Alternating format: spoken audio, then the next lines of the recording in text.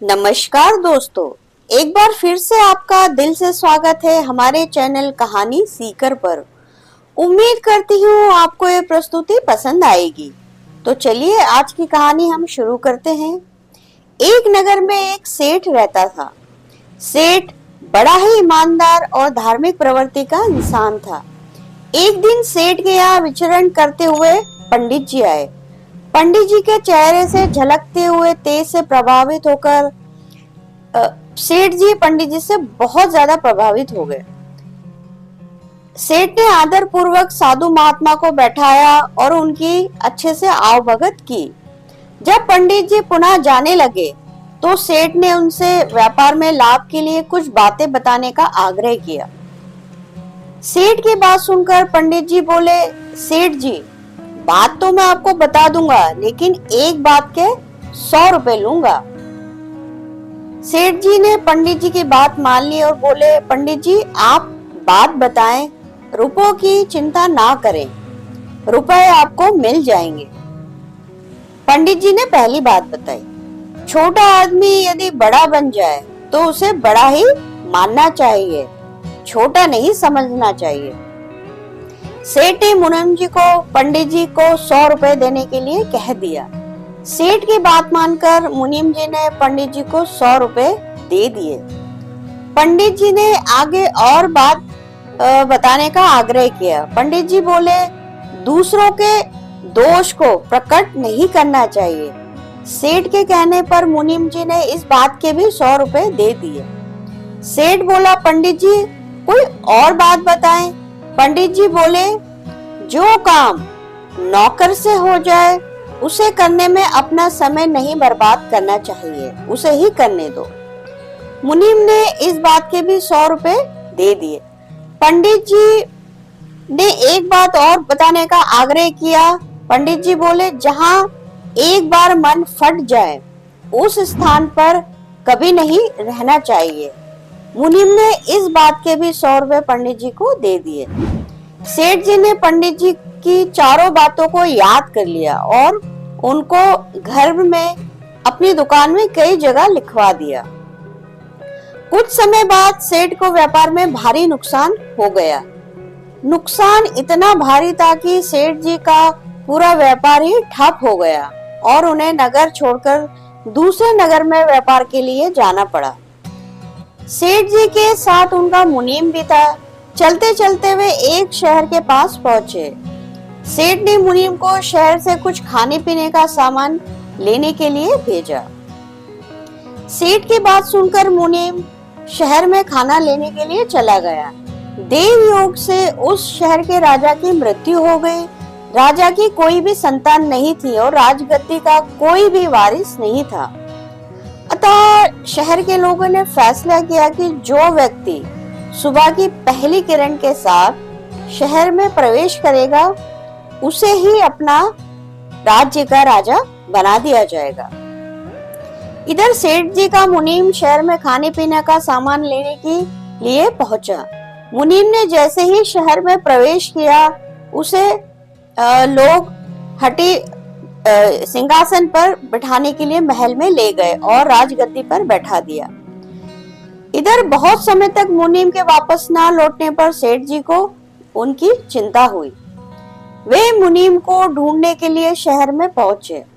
शहर पहुंचकर सेठ जी को पता चला कि मुनीम तो अब राजा बन गए हैं। सेठ जी महल में जाकर राजा बने मुनीम से मिले। मुनीम ने सारी कथा सेठ जी को कह सुनाई। तभी सेठ जी को पंडित जी की बात याद आई। छोटा आदमी यदि बड़ा बन जाए तो उसे बड़ा ही मानना चाहिए, छोटा नहीं समझना चाहिए। सेठ ने राजा बने मुनीम को प्रणाम किया। मुनीम ने राजा को मंत्री बना दिया। राजा के घुड़साल का जो अध्यक्ष था उसका रानी के साथ अनैतिक संबंध था। एक दिन संयोग से सेठ ने रानी को घुड़साल के साथ शयन करते हुए देख लिया। दोनों को नींद आई हुई थी। सेठ को तभी पंडित जी की बात याद आई, दूसरों के दोष को कभी प्रकट नहीं करना चाहिए। यही सोचकर सेठ ने रस्सी पर अपनी शाल डाल दी ताकि कोई और उनको देख ना सके। जब रानी की नींद खुली तो उसने रस्सी पर शॉल पड़ी हुई देखी। रानी ने अपने सैनिकों से पता लगवाया कि यह शॉल किसकी है। सैनिकों ने पता लगाया यह शॉल तो सेठ बने मंत्री जी की है। रानी ने सोचा कि सेठ में और राजा में बहुत घनिष्ठ मित्रता है। कहीं ऐसा ना हो कि यह मंत्री राजा के सामने मेरी पोल खोल दे। मुझे पहले ही कुछ ऐसा करना चाहिए कि मंत्री पहले ही फंस जाए।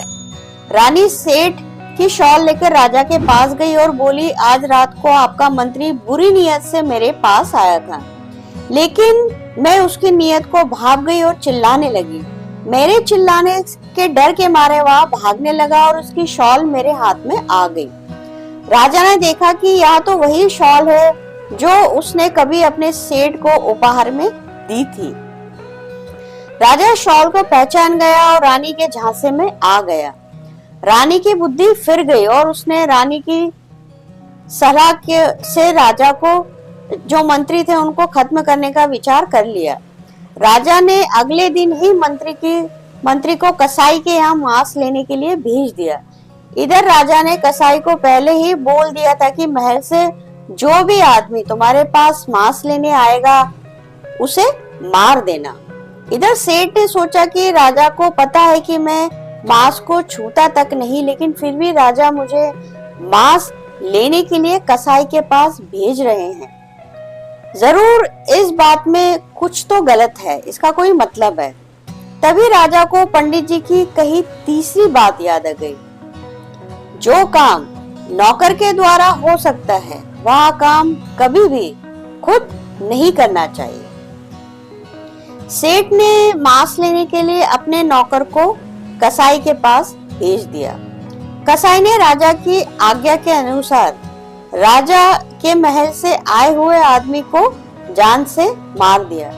इधर राजा को अपने गुप्तचरों द्वारा पता चला कि घुड़साल और रानी के अनैतिक संबंध हैं।